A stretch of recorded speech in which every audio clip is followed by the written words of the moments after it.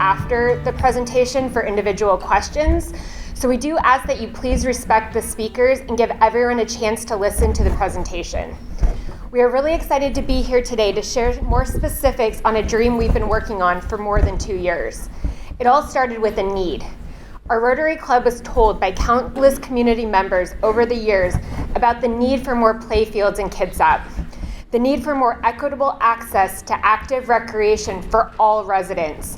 So we decided to take on this need.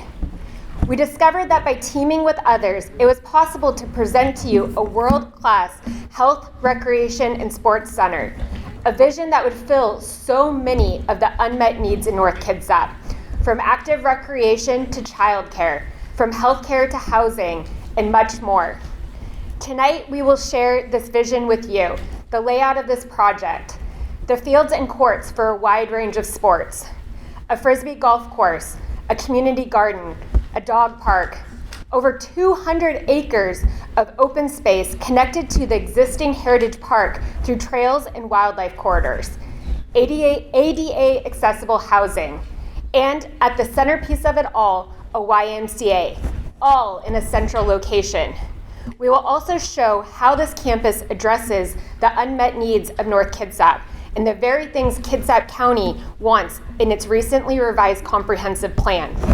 And we will speak to the concerns the community has voiced: environmental, financial, traffic, zoning. At the end, we will ask you, if we do not build this, who will? Will you support this project, and will you help us? Now I'd like to introduce the first speaker, John Rose, Vice President of Real Estate at Radiant Places and Properties, to give a brief background on this project. Thank you.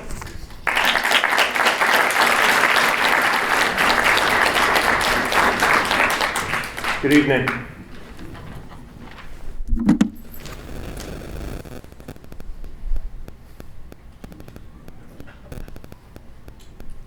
Oh. Jumping in.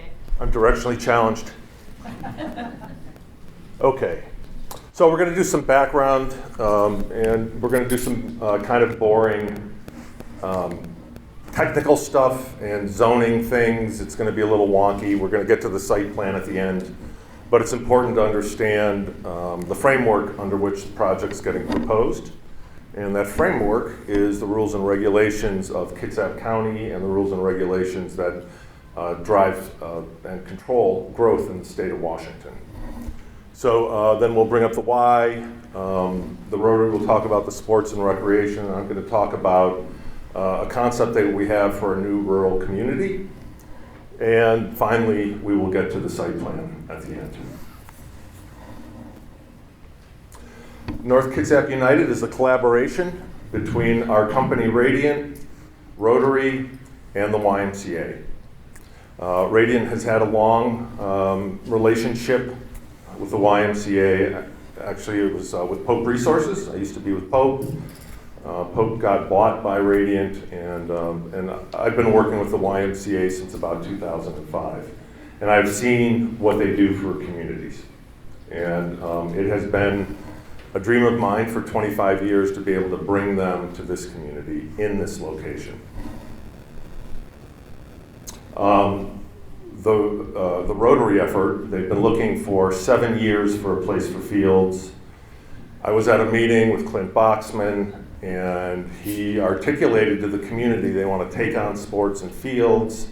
That means land that's very difficult to find in appropriate quantities. It's very difficult to get things permitted. So we formed together. It's been nice for our company to be able to provide our expertise and be able to sort of lead the technical part of this charge. So the wonky policy stuff, which is boring.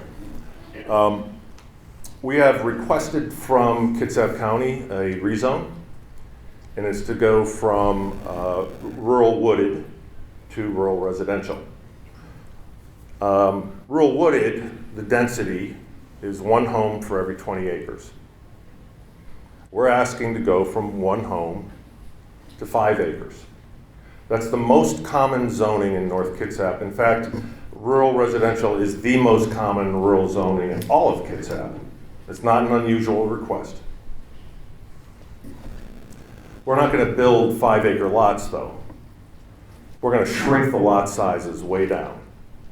And what that does is allows us to create very large swaths of open space that can be contributed to the community. So shrink the lot, grow the open space.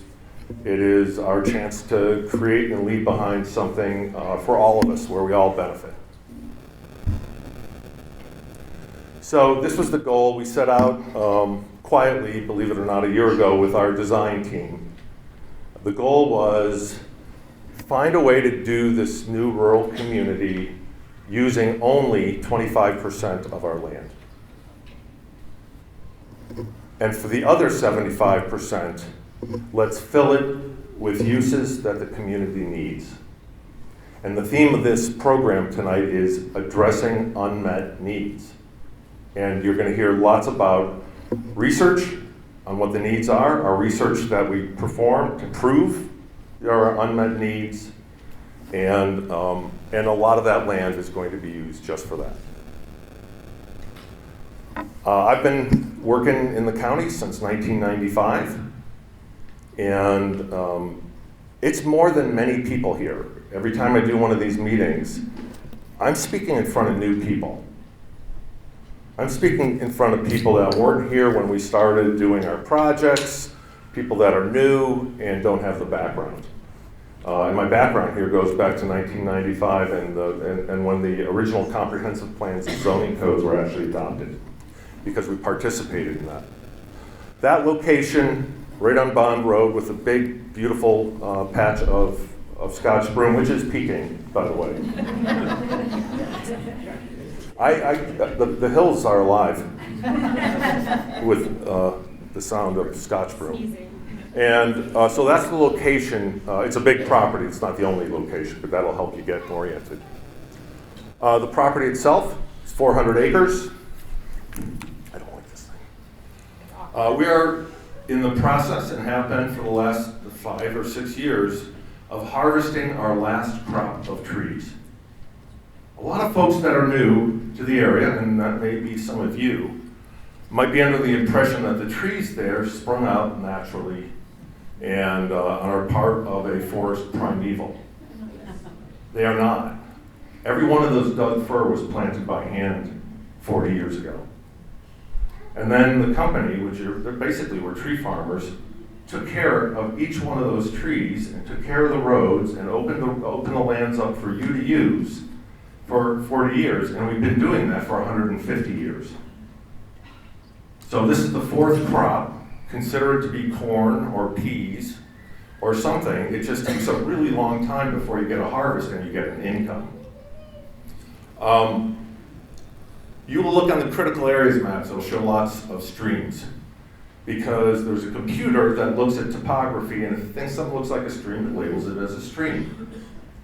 But as part of this effort, a year ago, we did wetland studies, we did stream studies, we did geotechnical studies, we did traffic studies, we did stormwater and sewer studies, and we even did cultural resources studies. In other words, are there native artifacts likely to be found? All those studies are done, they're all on our website. We've shared every study.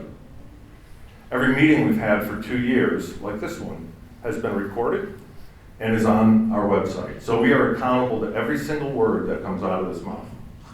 Every word is right online. That's easier to find than if you're looking on Facebook for some words. because there's not quite the accountability there. This property's already subdivided. There's no streams because it's all sand. The geotechnical study found this is 400 acres of sand. And if any of you know the G1000 road, anybody know G1000? Do I have G1000? You know it goes right by a sand pit, right? Because your kids ride up and down on that thing. And so the entire 400 acres is sand. And in this county, if it's flat, it's probably wet. And this property isn't flat, but it's flat-ish and enough, and the substrate is sand.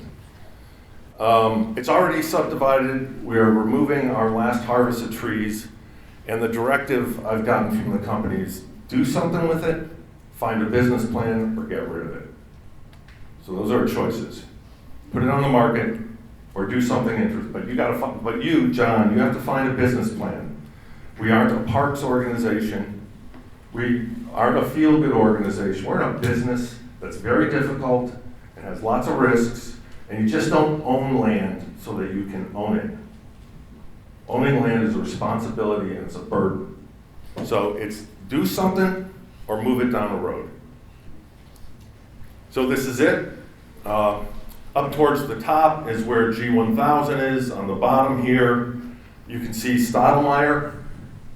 This is where the county just built a new parking lot. Has anybody seen the parking lot? That's great. It rocks. Yeah. What's interesting, I hope you'll remember this. You got Bond Road, you have Stottlemyre, and we own on either side of both of those roads.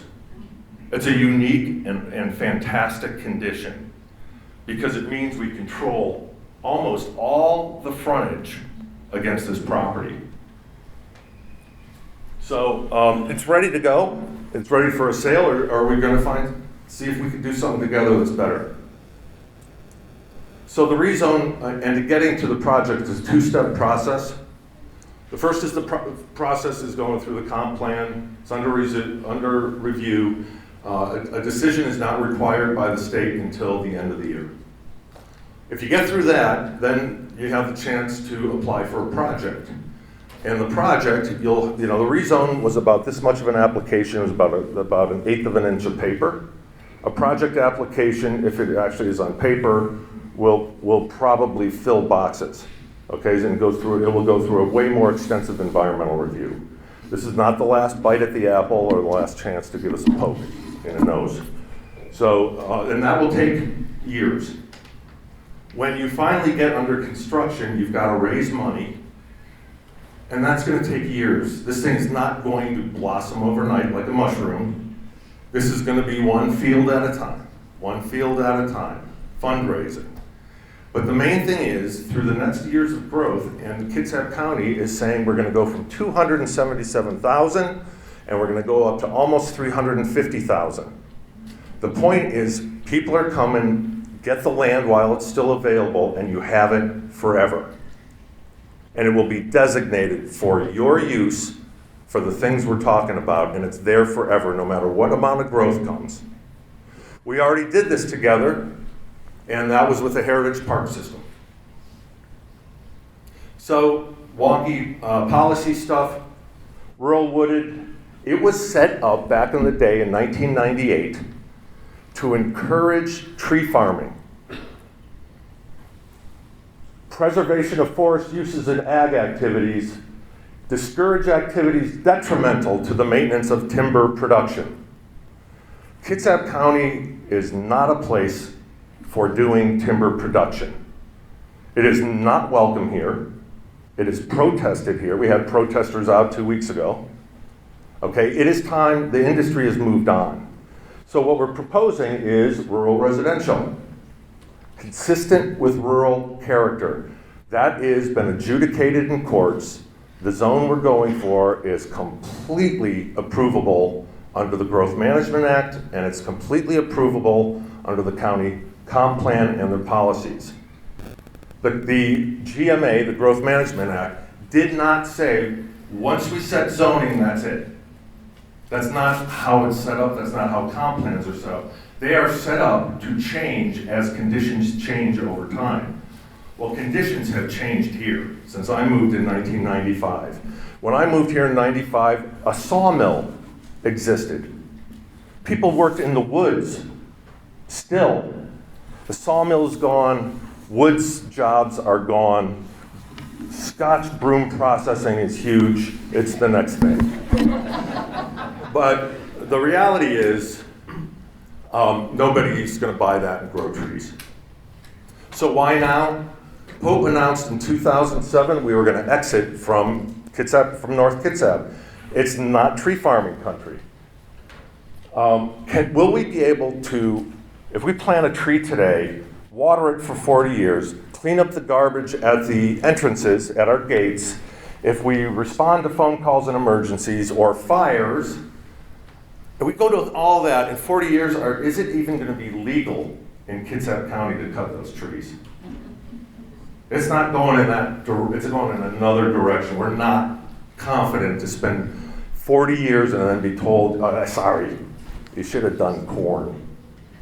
People like corn, but they don't like cutting trees. Okay? Back in the day, timber, and you remember this driving out on the Olympic Peninsula. You'll remember driving out there after a clear cut and going, oh my God, that's ugly. But you'll remember how the clear cuts used to get burned? Anybody old enough? Remember they used to get burned? Well, why did they do that? They did it to kill the weeds. Because the weeds grow faster than dug fir. But then the Puget Sound Air Quality Authority banned burning. And what did that leave us with? Spraying. Okay, spraying is not well tolerated here. So in 2018, almost on cue, because we had announced we're getting out because of an unfriendly environment, KEC, Kitsap Environmental Council, filed a lawsuit against a spray. And we agreed we would not do any more spraying of that chemical. It's over. But we also told you, you're going to get an ocean of Scotch broom. And people said, well, it's good stuff. We now literally have one of the largest infestations in the entire state of Washington. And that is yours. You get that.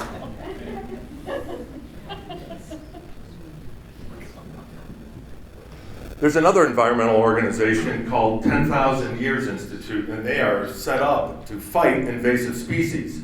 Get on their website. Here's what they say about Scotch broom. Threat to timber regeneration. Forest habitat functions.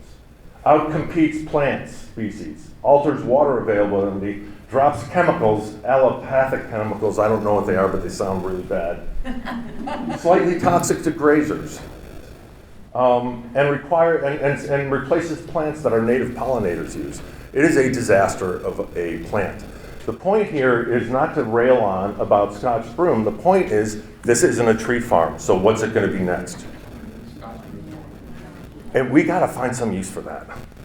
But the bottom line is this goes for sale. No tree farm, Weyerhaeuser's not going to buy it. Nobody is going to buy it but somebody with development concepts. So they could develop it as it is in 20-acre lots, and 20 really lucky families will be able to live next to the Heritage Park. 20 people will get use of that property, 20 families. Or we could do something cool. The incredible shrinking company. On the left, our land basis in the year we started the whole Heritage Park thing was called Kitsap Forest and Bay, or String of Pearls. It started in 2007. We owned 12 square miles of land. And we've been shrinking. So on the other slide is what we got left. We have 800 acres up in Hansville. We sold 800 acres to the Sklalm tribe so they could expand the reservation. We have 300 and some acres at Port Gamble, and then we have North Kitsap United. That's what we got left. And I don't have an office. So we just sold our office building, and we're all working from home because the company's exiting out of here. So if anybody is in mind and has a basement with Wi-Fi, me and my staff are really easy to get along with. Here's something else that we did with the land. In 2007, we told everybody that was here, we're exiting, and we made an offer.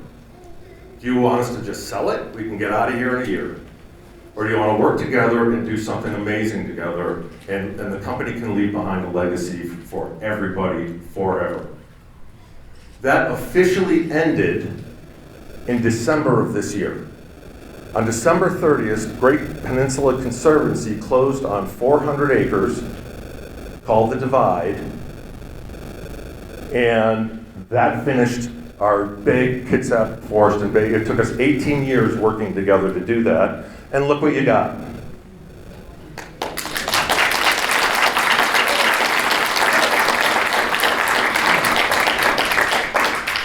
So this is the last great hurrah to do something clever and interesting. Maybe you won't like it, that's okay, but maybe you will, and it's a chance again for us to be partnered together to make an amazing thing happen. Here's my argument. 5,000 acres in the Heritage Park system in the Divide. 5,000 acres, that's 8 square miles. Holy moly, in a suburb. And NKU is 400 acres. And in NKU's 400 acres, 100 for a community and 100 acres for fields, leaving 200 acres of open space. So 5,400 acres of our lands have been put into play with you. We're saying, isn't it okay for 4% of that land to be focused for humans? I think we've done a great job for habitat, we've done a great job for trails, but people are coming over here by the boatload, and when they're here, you gotta take care of them. So 4%, it just doesn't feel unreasonable to me. And next, I'd like to introduce Harold Shea. Harold is the Director of Operations for the YMCA, and take over now. Thank you.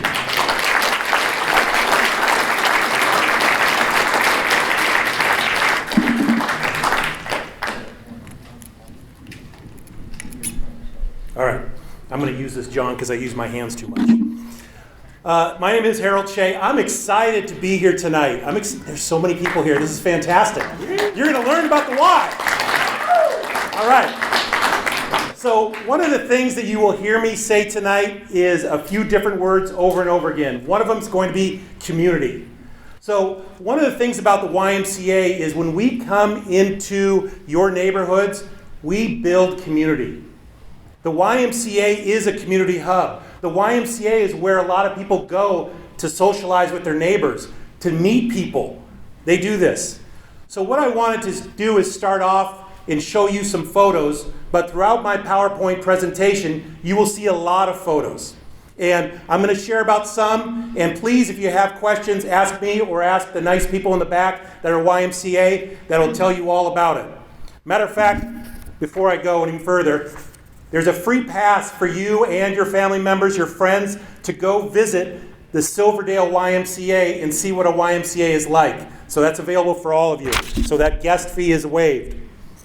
But when you go into a YMCA, you get a warm greeting, hopefully by name. That's what I ask our staff to do. As much as possible, greet them by name. Unfortunately, cheers. Gentleman Norm just passed away. Everybody knew his name, right? That's what we try to do at the YMCA. Beautiful YMCAs outside and inside. If you want to go in and you want to go on a track and you want to walk, you want to run, you want to push your child or your grandchild in a stroller, you can do that on any day, early in the morning. It's raining outside and so on. Rock wall, multi-purpose rooms, beautiful gyms, beautiful pools.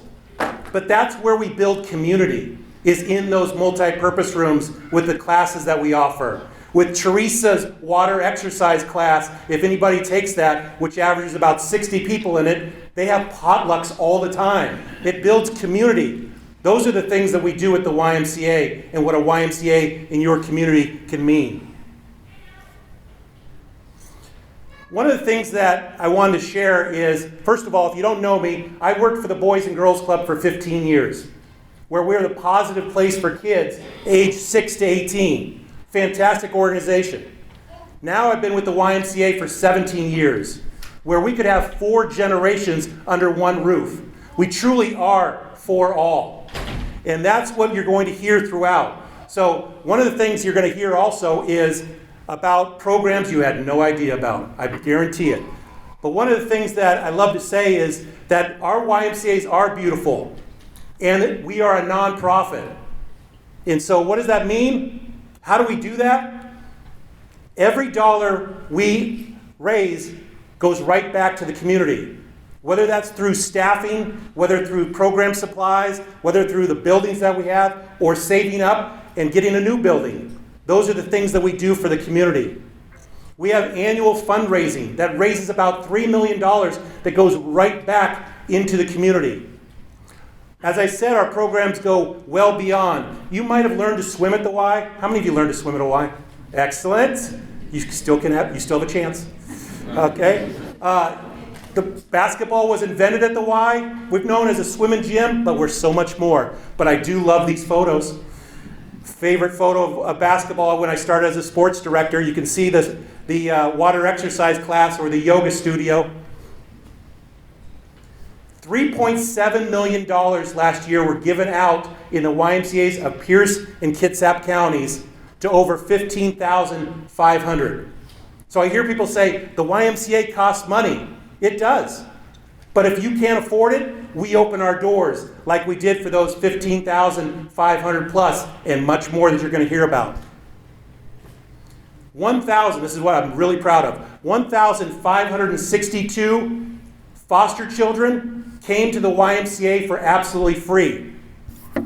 They get a card that has their name on it all the way through the age of 18, no matter what families they are with. One consistency in their life is the YMCA. All for free. That's how you build community. 1 in 5 campers, whether that's our overnight camp or our summer day camp or break camps, receive financial aid. People ask, is this building going to have childcare? We need childcare. This is a great location for childcare. 1 in 3 kids receive childcare. And I didn't have on there, but I did want to mention, if you don't know, we also have an early learning center, which kids as young as 6 weeks can go to the YMCA. 6 weeks. Those are little ones.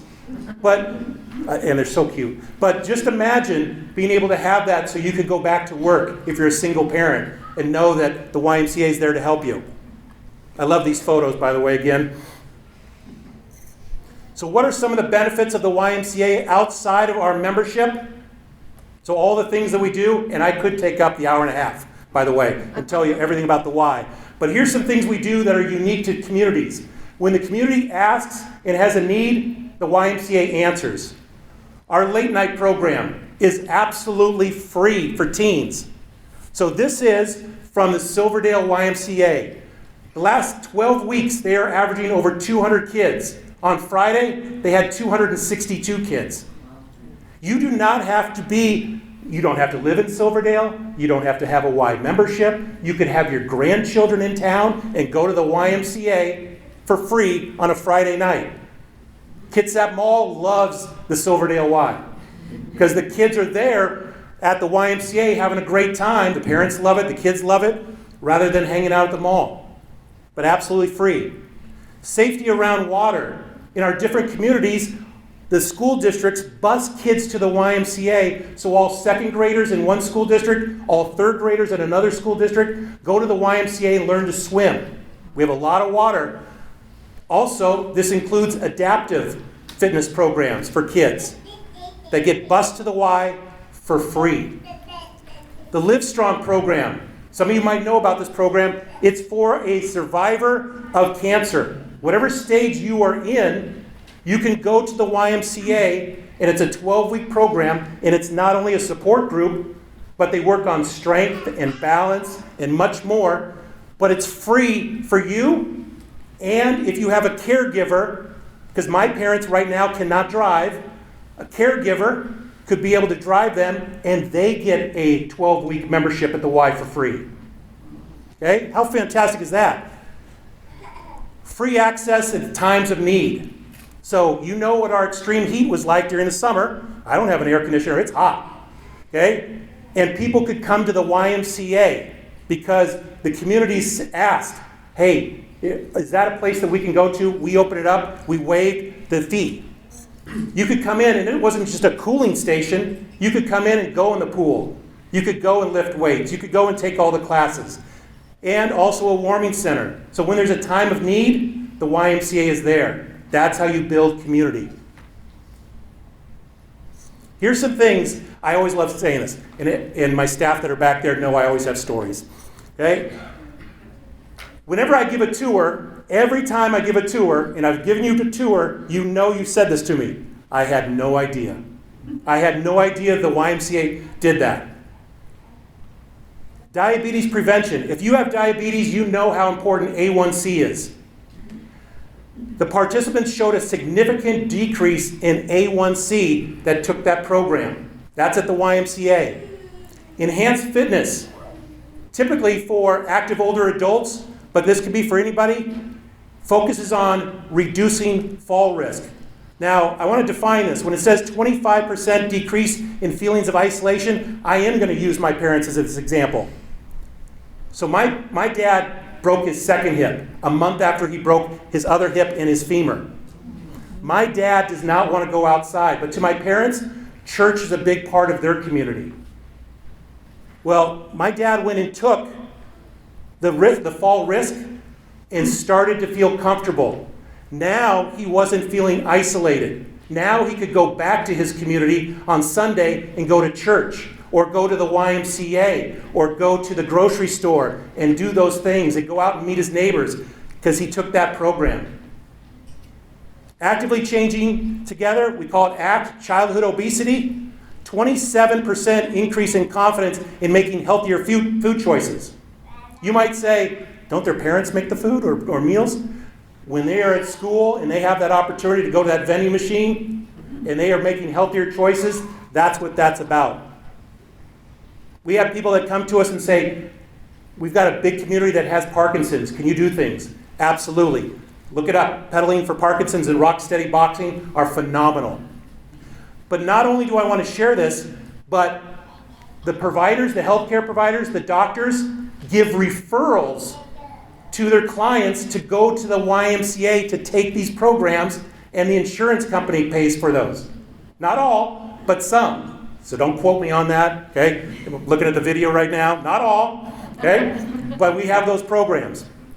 You might know about dance, culinary arts, but you might not. Music, theater, visual arts, literary arts, artist workshops, youth and adults, and active older adults. I could go on. I love my active older adults. Right there in the bottom photo, I'm sitting right next to Hazel, who just celebrated her 100th birthday at the YMCA, and she goes to the YMCA about 5 days a week. That is Hazel's community. Next to her is her daughter, who's 77, I think. Wow. I talk about 4 generations I can have, right? But there's the Parkinson's photo and so much more. Here's some other benefits. Employment opportunities. When a YMCA comes in your community, we hire people. So right at the end it says the YMCA is widely recognized as the leading employer of teens. That is true. The Silverdale Y, when I was the executive director there for years, 312 staff I had. That's a lot of people now working and earning, and other people wanting to volunteer. But that's huge out in communities. We need you. We're hiring right now, by the way. So, okay. Childcare. I mentioned about childcare and being affordable and local options for parents or that single parent. And the health cost savings. I mentioned a little bit about that, but again, if you know this, at the YMCA, if you're 65 and older, your insurance might pay for your membership. And what happens is the insurance is saying, if you go to the YMCA or you go to other gyms also, you're less likely to have a claim because you are reducing that risk of fall. You are exercising more. We know when we're in better shape, we're not as sick. Those kind of things are important. So why build a YMCA in North Kitsap? I always say before I play this video is location, location, location. It's just like your home, right? And what's great about this is that when you see the site plan at the end, is that you'll see the opportunities to be able to do so much. I'm excited because if you know the YMCA, you know we have a phenomenal outdoor environmental education. To take kids to Heritage Park, to take kids on walks, the hiking club we have at the Silverdale Y, to use Heritage Park, phenomenal. To go out and use the fields for sports right there, rather than school fields in all different spots, phenomenal. And so it is fantastic. And before I share the video about Dell, and this will be about 45 seconds, I've got something very similar to this. So I shared a story yesterday, and I'll share the same one. I was given a tour, and I love giving tours to the YMCA, educating people like I am today about the Y. And this gentleman told me that his kids are kicking him out of the house. His wife passed away, and he's been hanging out, going from his sons to his daughters, back to his sons, and going back and forth. And they said, "Dad, you got to go do something." And so he went to the YMCA. So I gave him a tour, and I start where I do, and I walked up the stairs, and it was on a Wednesday, and senior coffee was going on. And I walked in, and they welcomed him, and he saw his community. And he said, "I'm done." And I go, "Oh, no, we got lots more to show you." He goes, "Nope, I'm good." He found his community.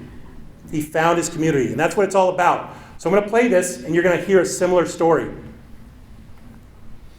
I was married 24 years, and I was with her for another 34 years. We were perfect. She's always been in my life. This is the first time that I've actually felt alone. The Y's helped it become easier. It was the best thing that could happen to me because I found family. It's a community that gets me out of the house, gets me moving. They've got me out of my shell to where I'm actually can go out and do things. If you're older, by yourself, you can make friendships. They have always got somebody that'll help you out. Isn't that great? Yeah.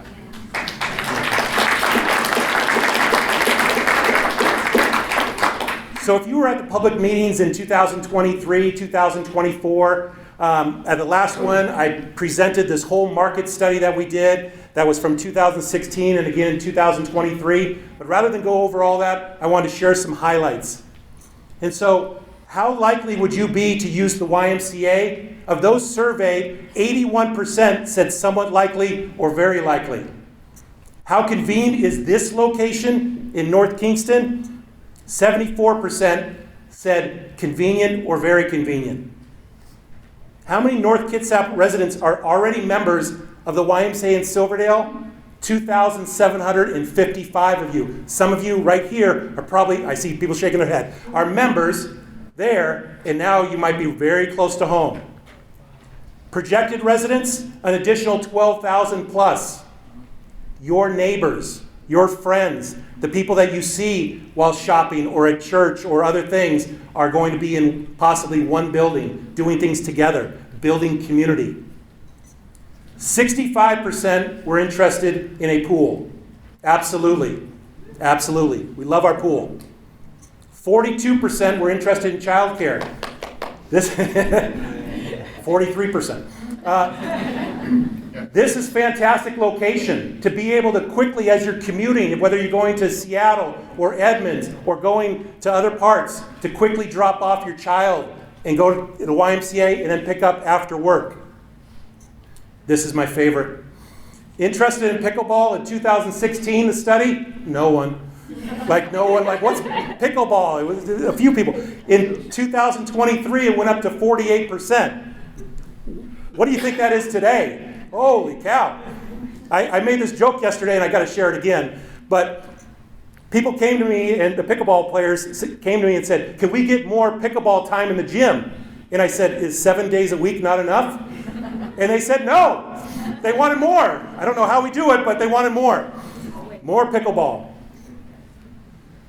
Unfortunately, my boss isn't here, and I cannot do an impersonation of him. I can do this a lot, but he's fantastic. But next, I want to pass it on to Clint. Thank you very much.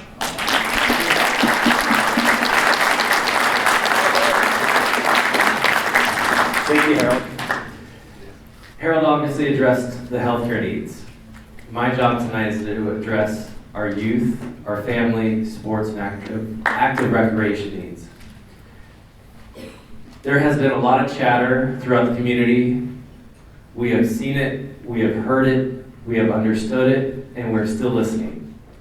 And we felt like tonight was the best opportunity to address a lot of these concerns. First, a couple of topics to clarify. Let's talk about the need, how we are fulfilling the county mandates, perk, traffic concerns, and how we're going to pay for it. So first, the need. Our Rotary Club paid for a feasibility study that was extensive. It was done by Burke Consulting. It's the same company that did the City of Poulsbo's feasibility study for the PERK project. It was an extensive study that looked at all the findings that we need to do to have a complete market analysis. It talked about the capital cost estimates, the operating cost estimates, the revenue potentials of a facility such as this, the funding options, and a number of additional considerations and conclusions. The biggest takeaway we got was the number of athletic fields available for our North Kitsap population is around half the average number of athletic fields for a community. That's not a Kitsap facility need, that's not a Washington state, that's an entire nation. We're below or at average, half of average. It wasn't just Burke's studies. They took 6 other additional studies, locally, nationally, and they summarized a few things. First of all, there should be at least 1 diamond field for every 4,000 residents. There should be at least 1 rectangular field for every 5,000 residents. There are 45,000 plus residents here in North Kitsap. That essentially is 20 plus fields that should be available for our youth, for our kids, and for their needs. We have 10. If you include PERK, which is 2 future fields, that still doesn't equate to even the needs of today. Most of you are probably aware, 85% of the fields are owned by the school district. There is nothing wrong with the school district fields, except if they need the fields or the court space, we don't have access to it. We gotta figure it out. There were a number of other considerations and conclusions. The 2 biggest ones is, for most of us in North Kitsap, it takes 20 or 30 minutes to get to an existing recreational complex or a field. This location we're talking about, no matter where you live, Hansville, Eglon, Port Gamble, Indianola, Suquamish, or here in Kingston, it will cut your drive time in half. So when it comes to fulfilling the county mandates, many of you are aware the county just finished a comprehensive plan.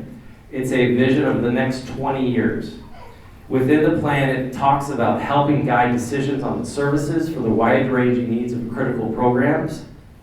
The intent is to figure out how all of the elements they need to think about fit collectively together and why those elements are important. It helps to develop the understanding where we've been, where we need to go as a county. It provides the guidance and the direction on how those goals must be accomplished. It's 304 pages. I don't expect everybody to have read it. It's 8 extensive chapters. I have read it. What we're talking about is in chapter 6 on page 150, and it's under the Parks, Recreation, and Open Space element. And it has a vision and an intent. The vision is to create a thriving and accessible park system that meets the needs and interests of the community. It's to provide outdoor recreation areas and facilities that contribute to the overall quality of life and ensure equitable access to parks for all community members. And the intent of it is to identify the opportunities for partnerships and how they can fund it, and to foster collaboration with stakeholders to ensure equitable access and diverse recreational opportunities for all community members. These are the county's words, not ours. The next page talks about the Growth Management Act and the regional coordination. The things highlighted are the things we're talking about tonight. The county comp plan GMA goals must include an estimation of the needs for our community today and the next 10 years, to protect and enhance the urban and rural areas, to enhance diverse range of public and private spaces, to provide economic recreational services, and to coordinate amongst various agencies and organizations throughout the county. In addition, to promote infrastructure as well as mental and physical health needs. They do this through 12 different policies. And those policies, I know you can't read it all. I highlighted on the left everything that this project is about. But I want to focus on the first 3 policies. The first one, to accommodate activities, events, and athletic tournaments to meet current and future demand. Policy number 2, to develop and upgrade sports field complexes to meet population needs, using public-private partnerships where possible. And policy number 3, for the benefit of the greater community and future generations. The county is also supposed to provide appropriate and necessary funding to facilitate partnerships with community organizations, businesses, nonprofits, and other government organizations to help offset those expenses, to encourage the development of multi-use indoor activity centers through public-private partnerships to provide year-round recreational opportunities, meeting the needs of the population, and to design and develop those recreational facilities using innovative funding. Again, these are their words, not ours. So why is this location important to us? Again, John mentioned, we've been on the lookout for the last 7 years, knowing that this was a need of the community. Being in Kingston, we start looking at the Kingston UGA. The UGA stands for Urban Growth Area. It's essentially the black outlined area of Kingston. That space is about 1,400 acres. What we're talking about tonight is 100 acres of land. 60 for sports and recreation, 20 for the YMCA, and 20 for other mitigation, roads, parking, and other things that need to be made around that facility. Notice there are various colors. The colors pink, green, blue, and red. Those are either water, wetlands, or other hazardous areas that are not buildable land. If you take out those colors, you'll notice there's not a lot of land available. Now the problem though is 60% of the UGA is already occupied by homes, businesses, school district land, parkland. When you take that into consideration, as well as the mitigation efforts around those critical areas, because there must be buffers of feet usage, there's not a lot of land. We've done our homework. We can't find any land in the space, so we've had to look outside. So again, why this, why now? Some of you may not be aware, but 20 plus years ago, the county acquired Heritage Park. John talked about it. It's located just north of Indianola. Notice that's not in a UGA. It's pretty close to where the NKU property is, there you can see on the screen. But these are the county's drawings from 2003. There were 2 different renderings done. Notice those renderings are almost exactly the things that we're talking about tonight. A sports complex for our youth, surrounded by a park that has easy access to the general population of North Kitsap County. The problem that we see, at least from what our understanding is, the county's last park that they built was Snyder Park in 1951, when the population was 75,000 people. The enactment of GNA, that's a state requirement in 1990, where again, every 10 years we need to revisit the current and future needs. We had 189,000 people. Heritage Park, that picture I just showed you of that acquisition of property, we had 241,000 people. Today we're at 277. If that's not sober enough, we have a forecast of Kingston to more than double over the next 20 years. And Poulsbo, the outskirts, the rural areas, not inner city, is also supposed to more than double. So when you look at today's population and our county's estimate of another 70,000 more, that's a lot of people that's coming to this area, and we're not meeting or addressing today's needs or have a plan for tomorrow. That's why we're here. That's why we're talking. If that's not enough, the stark reality, and it's no secret, our federal government has a small little debt problem. It's not a solve for 1 year, that's a solve for decades. Problem is, we as states, we as counties, focus on funding from federal government. Well, I don't think that's a solvable or a reliable resource of funds in the future. We all know that DOJ also has cut a lot of things. More is coming, and we have a problem. It's already affecting our current needs. That's okay, but there's the state. And the state funding has a big problem. The state has big funding that helps the schools. Our fields are 85% of our usable space. If they're cutting or need to cut to cover these shortfalls, how are we going to get the schools the money to help our kids and our youth? We have constantly been told since 2008, Kitsap County doesn't have any money. So if they're supposed to build these fields as part of the plan, how are we going to do these things? This is why, as a volunteer, as a Rotarian, we're here to step up. We're here to try to solve this problem. And we're here to work together. Because if we don't do it, my question is, who is going to? Let's go to the perk. We've heard a lot of conversation. It's a duplication. It's a competition. Let's talk about what the perk is. The perk stands for Poulsbo Events and Recreation Center. It's 3 phases. The first phase is 2 adult-sized turf and tournament-ready fields with a splash pad and a playground structure. Phase 2 is a recreational building for a meeting and event space that's mostly supposed to be supportive for Olympic College and their campus. Phase 3 is an outdoor recreational pool with cabanas, lazy river, splash features. Again, these are exciting. We can't commend them enough for a job well done, and we're excited about this project. But this is not a duplication. It is not a competition. They're doing adult-sized fields. We're talking about youth fields. They're talking about an outdoor recreational pool. We're talking about an indoor pool. Our goal is to complement and address all of our needs of the community today and the future, as well as figure out economic additives to help support where we are and where we need to go. Again, PERC is one of the many needed recreational and sports facilities to meet the needs of today. And again, we cannot be more excited about this project. Traffic concerns. We're all in Kingston. I live in Kingston. The project area is where the star is. Most of my kids, when we're going to practice, we're at Strawberry Field. And Strawberry Field is right here.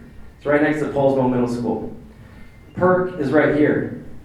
This is where we are. I got to drive all the way past this property, and it's double the length to get my kids to that location. That's not more traffic. That's less traffic.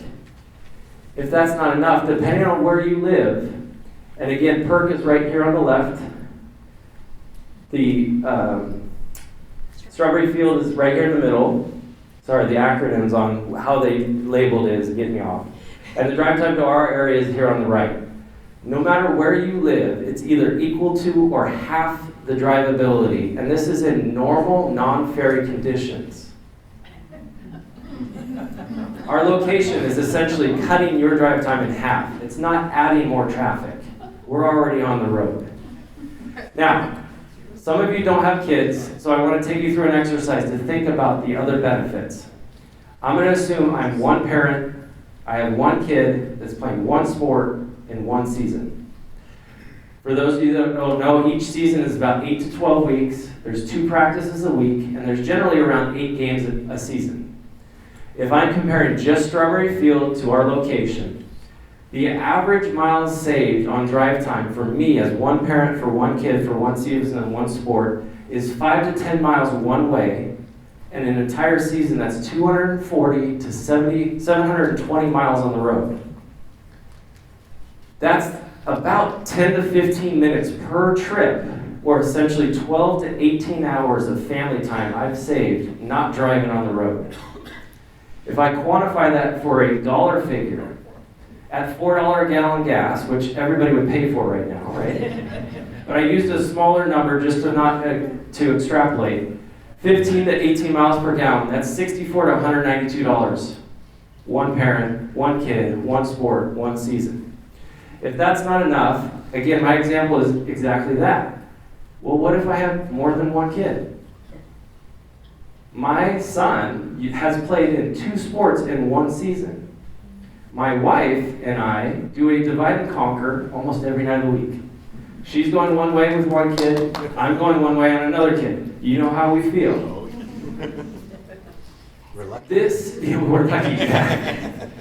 This is an opportunity for one car to go to one location to drop off 2 or more kids. That's not more traffic, that's less traffic. That gives me a little bit more peace of mind on less wear and tear on my vehicle, which hopefully lasts longer, it's less maintenance. And we've also done studies to see there are plenty of parents that have 2 working parents that can't get their kids to sports, or they don't have the monetary resources to get them there.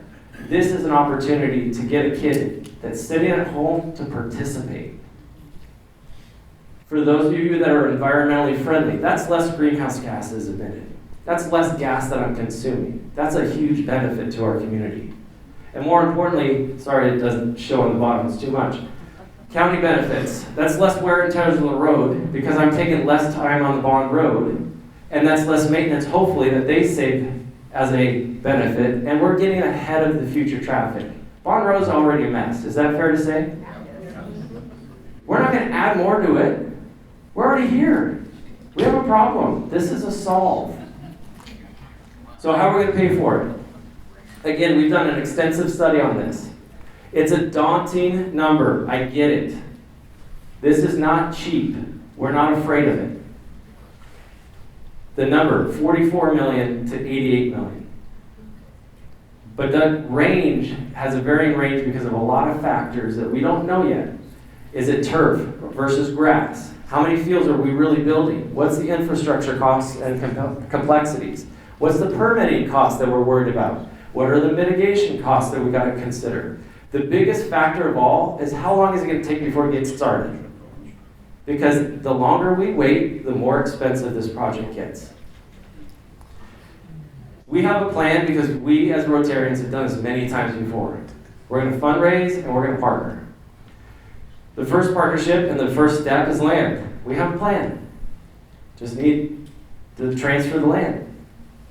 Infrastructure. If we're working together, we're sharing the infrastructure costs. We're not trying to build multiple facilities in multiple areas. There are a number of partnerships here. We have had conversations with the Port of Kingston. We have had conversations with the Kitsap Public Facilities District, Kitsap Transit, KEDA. We're continuing to have conversations with County Parks Department. We want to partner. We just don't know where we are yet. There are plenty of community advocates out there that want to donate to this project. And it's not a couple $100, a couple $1,000. There are several individuals that I know that have said, I'm committing hundreds of thousands of dollars to this project. That's significant. They know how big of a deal this is. There's also grants. I know I teased about the grants. There's still some now, but if we wait, they're gone. Rotary has their own grants. We have 3 types, a global, a district, and a matching. There are charitable foundations, there are private organizations, and there are other nonprofits.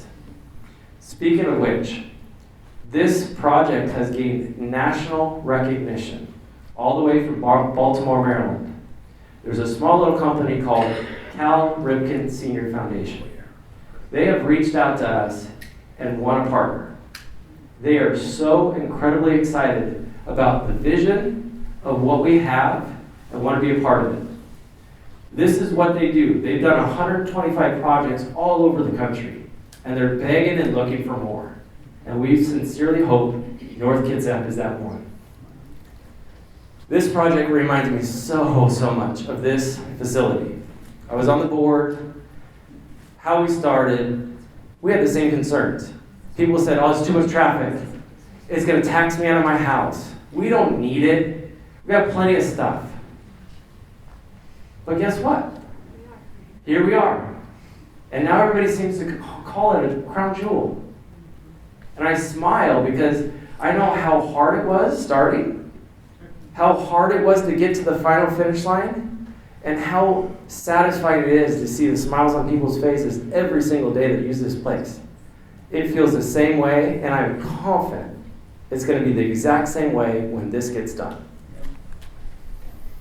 We've done research on what it costs, $300,000 per year. The good news is, when we look at all other facilities throughout the state, throughout the region, throughout the nation, we not only think we can meet the maintenance needs, but exceed it. And if we exceed that revenue, we're going to fold it right back in to the youth sports organizations to lower the costs to provide more for our youth and our kids.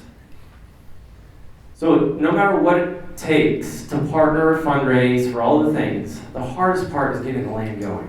We've been at this for 7 years. We've been waiting for a rezone decision for 2. We just need a county decision today to move forward, and then we can get started.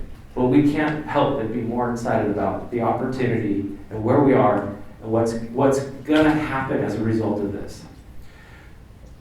Please know our goal, our mission, is number 1, to minimize that monetary burden on you. That's why we're here as volunteers, as Rotarians, to help make this happen. And the second one is, we have got to get ahead and start addressing today's unmet needs, not just with health, but also active sports and recreation. Everything we've done along the way the last 2 years is on our website. We are transparent, we're constantly sharing information, we're constantly gathering information, we're not hiding, and we're not going to stop until we get this done. You can find us on Facebook. If you want to get involved, if you want to donate, if you want to support the cause, email us. So with that, I'm going to toss it back over to John.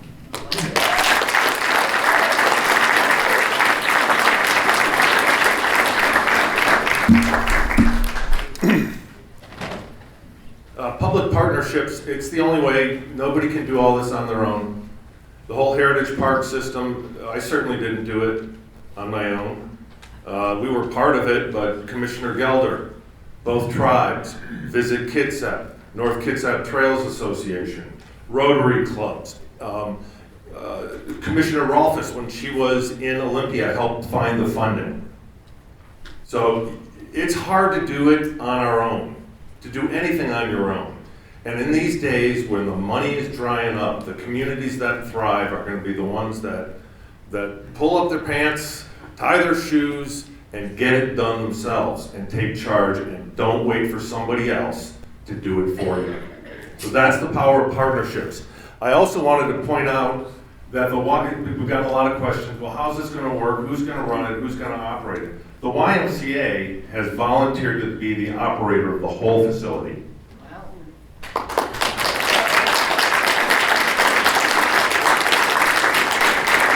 They are just outstanding, and they are building fields in Gig Harbor right now where we started together, and they're just taking charge. They're large and in charge. So when I come to the residential, the typical thing when you cluster in a rural area is like a 1 acre lot. Here's the trouble with a 1 acre lot. You can't see your neighbor. You don't have any direct contact, and you don't build community with 1 acre lots.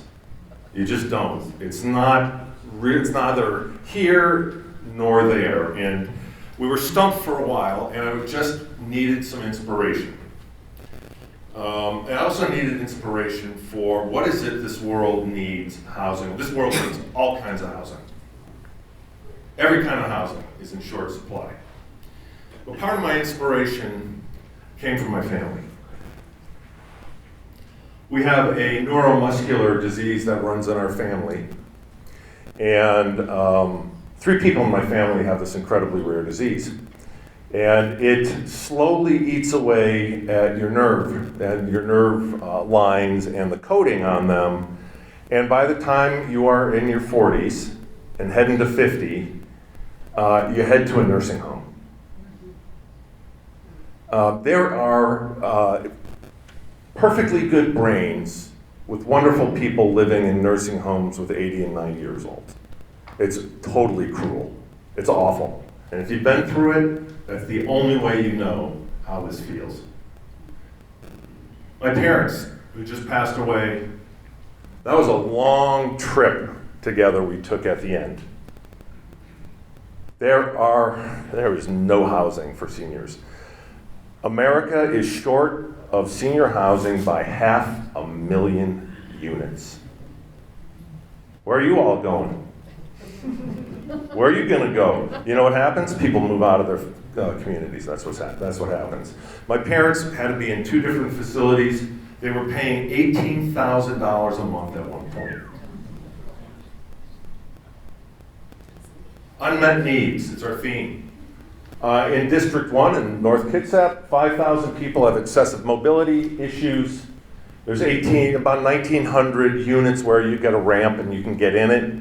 God knows you can't go to the restroom once you're there. So full ADA compliant units, there's only 600. Countywide, it's 17,000 people with 1,700. We have 10% of the units for people with disabilities here. The industry has completely forgotten them. Nobody's building them. There are never going to be enough programs, ever. Ever. Seniors. Isolation and loneliness is rampant through all the generations right now. American men are lonely. Well, maybe they should grow up. We don't know, but they're very lonely. But seniors, the loneliness is just excruciating because nobody comes to see them anymore. Even in the nursing home, I would walk and visit with people that their families never came there. The housing market is failing adults also because they're on fixed incomes. Then young adults, housing affordability is the issue, child care is an issue. There might be 1 or 2 of you out there that have a young adult living in your basement or at home. Anybody wanting to move one of them folks along? Yeah. There's no place. A small home, and we're going to be talking about small homes, is $400,000. If you can find a home for $400,000, there'll be a line around the block. So,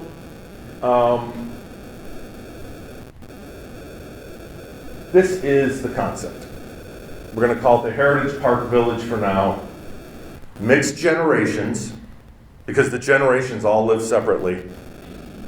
My mom used to remind me, she was Italian Catholic. She was she did a lot of guilting. She said, you know, back in Italy, parents live with their families. I said, well, I'm not going to Italy anytime soon, so. But it used to be that way before we all had automobiles and we were all too busy to do the right thing. But generations don't mix together like they used to. We're all separated. And mixed income doesn't live together either. So, in this community, the lots aren't going to be 1 acre, they'll be a ½ acre or less, quite small.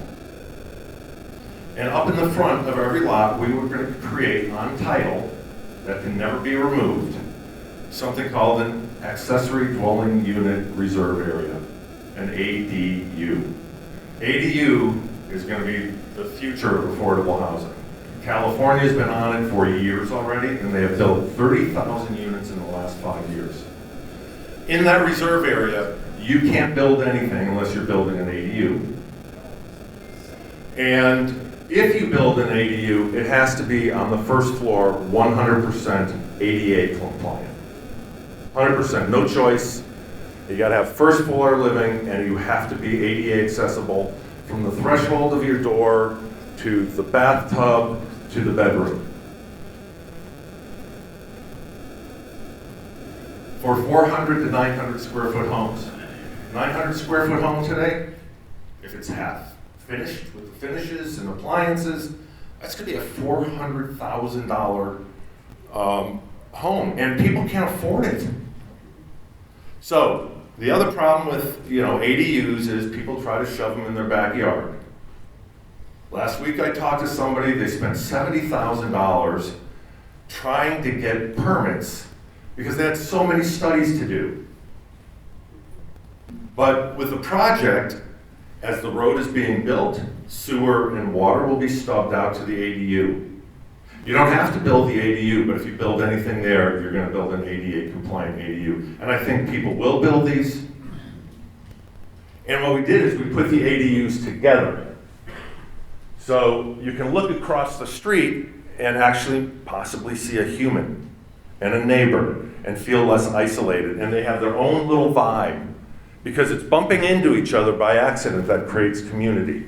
That's what creates community, bumping into each other, seeing somebody. Hey, I recognize that guy. So there'll be an 8 to 10 foot paved trail, a small rural road section, and the other element that I like, you put an ADU in the backyard, you are never alone. Either one of you, you're never alone. And I loved my parents, I really did. But there were times when we just wanted privacy. And if you go in the backyard and you don't invite your Italian Catholic mom to the barbecue, well, you know where you're going. It's crowded and hot. But it also provides dignity for the resident in the ADU. You can fence this, they have a backyard, it can be reasonably priced, and they can be beautiful. They can create rural character all on their own. So, I was trying to get inspired. I'm Googling rural hamlet, rural village, and I got nothing pretty in America. We don't do those, we don't do pretty hamlets. So I got all pictures from England. Look at how small the lots are. But would anybody here argue that this is not a rural setting? That that's not rural character? It's totally rural character. We just haven't been able to pull it off in this country. So, as you get up the hill and you'll sit above the Y in the fields, you'll come to the village. And in that village, we'll have a handful of townhomes so that we get that European sort of structure, that you use buildings to frame a square or a green, because that's what creates your outdoor room. That's what architects do. And there will be a community room, ADA accessible. There will be an amazing play structure for kids, because we're going to have grandparents looking after grandkids. We're going to have middle-aged adults inviting their grandparents to have a barbecue up there. We're going to mix generations together. And around that, to get the right feel, we're going to have pasture. We'll have growing areas, because I know we love our trees, but we also like that kind of open meadow feel that makes us feel like we're actually out in the country.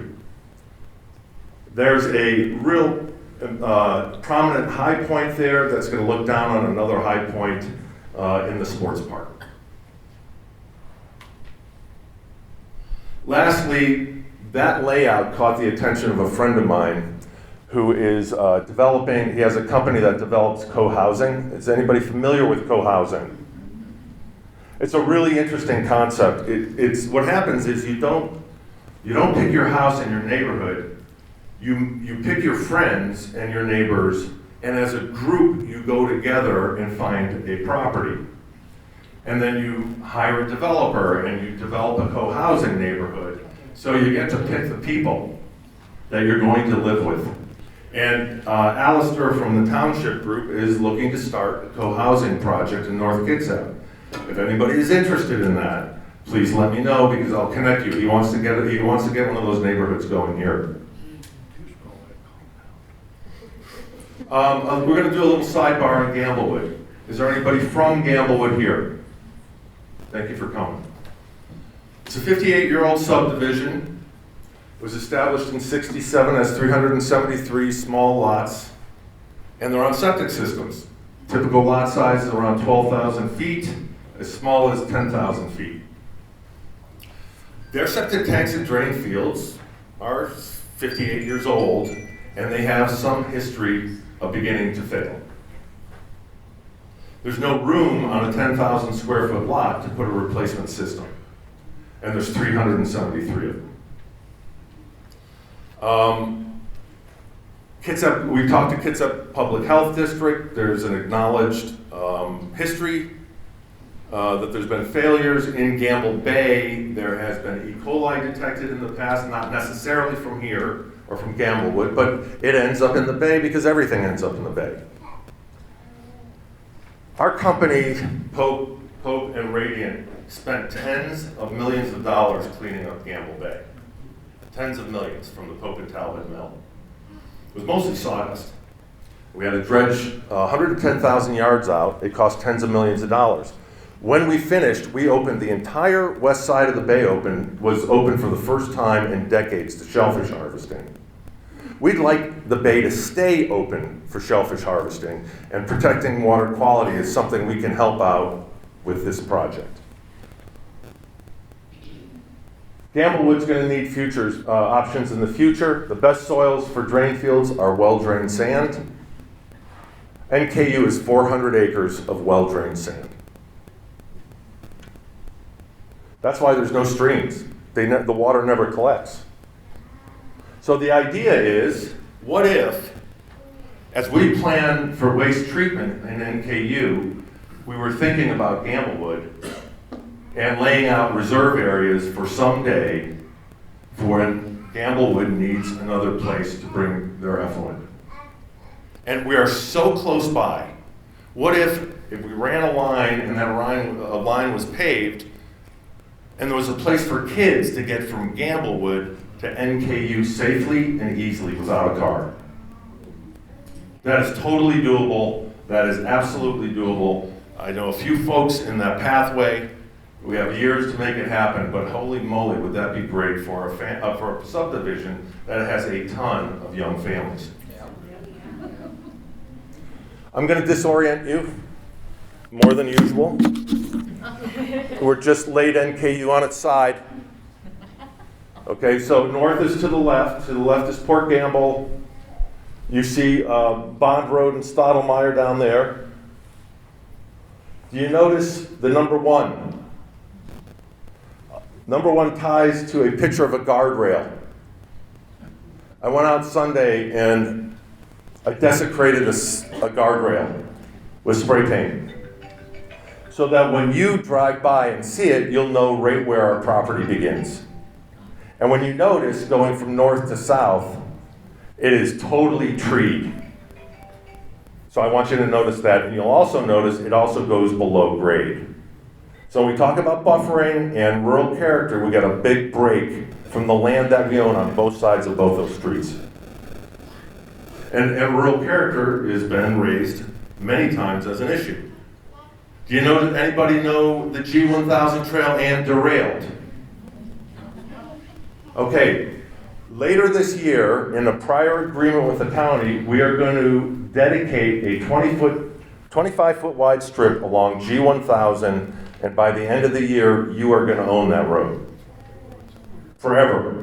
No matter what happens, NKU or not, you're going to. And if anybody's tried to park at G1000 and parked on the shoulders, we have a solution for that. By the end of this year, we're going to contribute to Kitsap County at no cost about 1.5 acres of land to do a parking lot.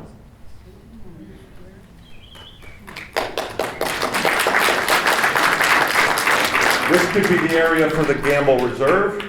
And notice the derailed trail, because it's going to be important. Now, look at number 3. Number 3 combines the intersections of Minder and Stottlemyre. It's the crazy angle on Stottlemyre. Both of those are dysfunctional intersections. And our proposal is to combine them into one and put a roundabout there.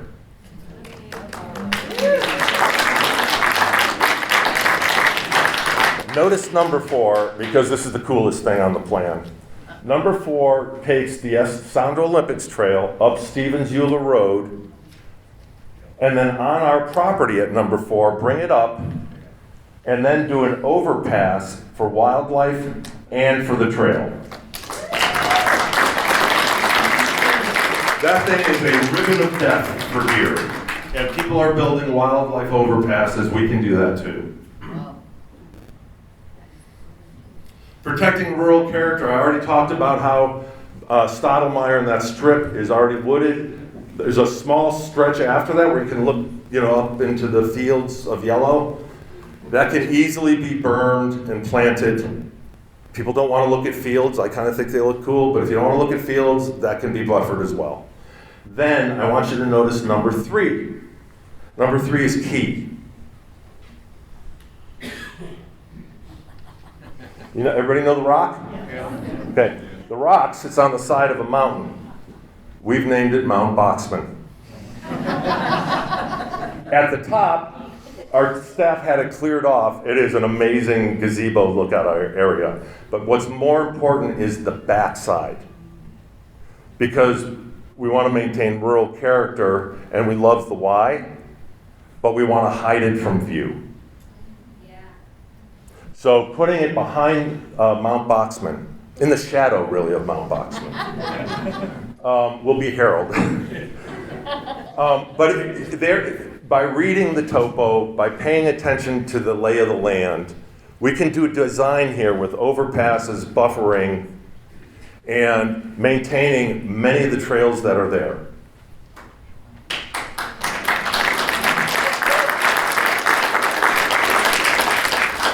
So this is our proposal for ownership. Who's going to own what, when, where? The gray areas are private ownership. We're proposing 65 to 80 acres, so we beat the 100-acre goal. It's less for us, which means you get more. 315 to 333 acres. If the county wants to add it to the park, they can. If they don't want to add it to the park, they don't have to. The Port of Kingston has said they're going to stand up and help out with this. So you guys get a lot in the deal.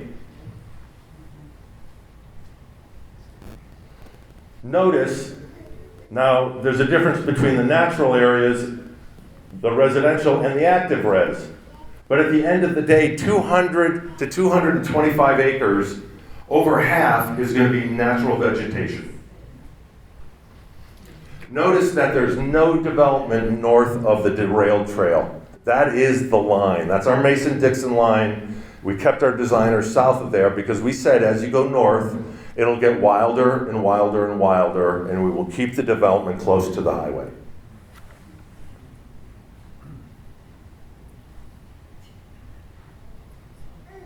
So this is the layout.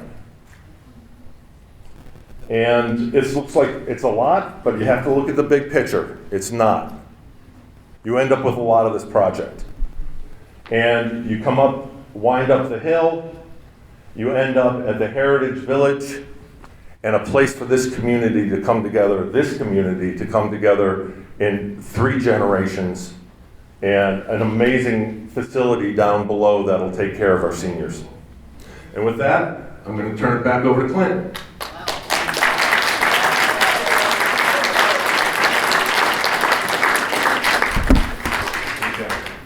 All right.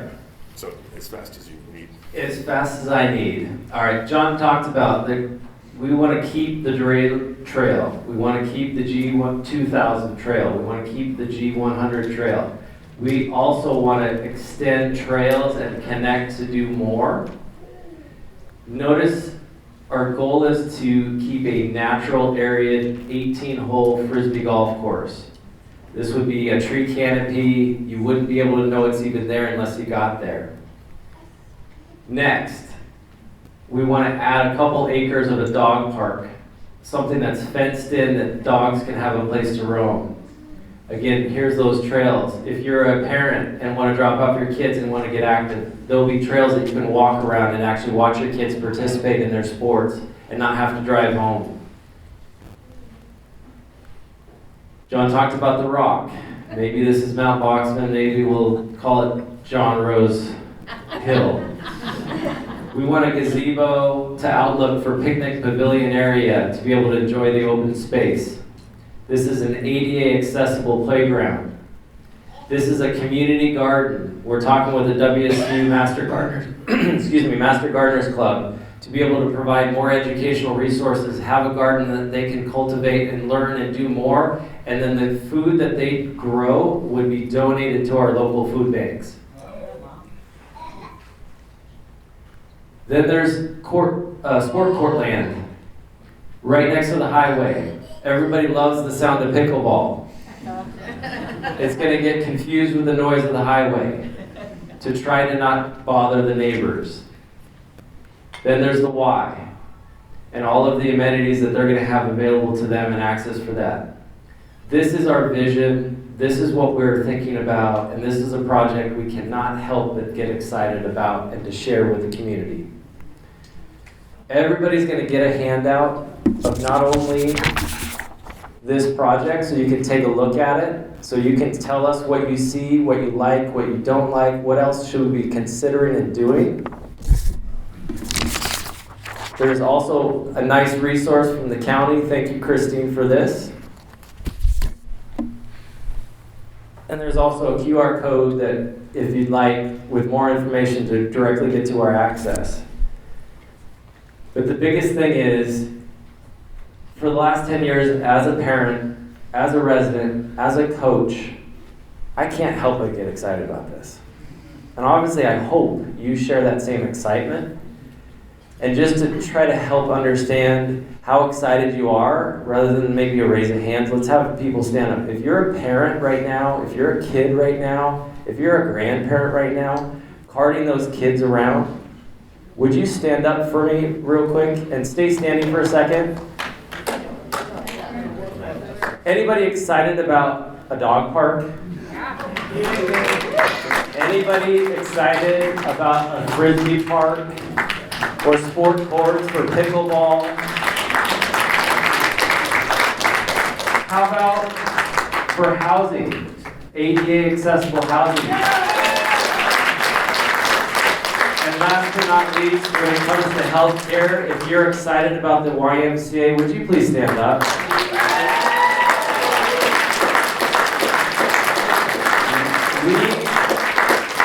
We are excited. We are happy to see that you are too. We are so delighted that you've come to share this time with us and take your time to learn more about it. We'll have a lot more as we come, but we really appreciate your time, your energy, and have a wonderful rest of your night.